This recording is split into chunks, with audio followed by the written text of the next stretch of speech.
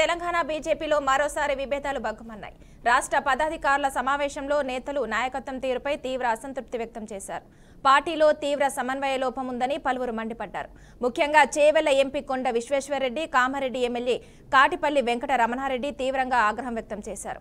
రంగారెడ్డి, వికారాబాద్ జిల్లాలో పార్టీ అధ్యక్షుల తీరు సరిగా లేదని ఎంపీ కొండ మండిపడ్డారు.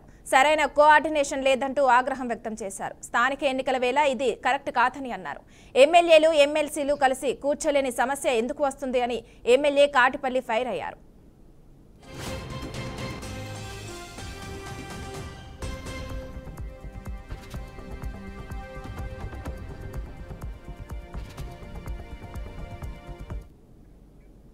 పార్టీ ఆఫీసులో కూర్చొని కార్యక్రమాన్ని ఎలా డిసైడ్ చేస్తారని ప్రశ్నించారు.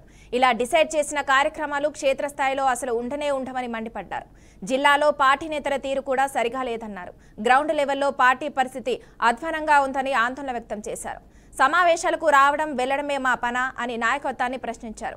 క్షేత్రస్థాయిలో ఎందుకు పార్టీ కార్యక్రమాలు లేవని ఫైర్ అయ్యారు. ప్రజా ప్రతినిధులతో జిల్లా నేతలకు సరైన సమన్వయం లేదని మరో ఎమ్మెల్యే ఆవేదన వ్యక్తం చేశారు. సరైన నేతలకే ఇన్ఛార్జ్ బాధ్యతలు ఇవ్వాలని ఎంపీ డీకే అరుణ సూచించారు. కాగా సమస్యల పరిష్కారానికి కమిటీ వేద్దామని బీజేపీ అధ్యక్షుడు రామచందర్ చెప్పినట్టు తెలుస్తోంది.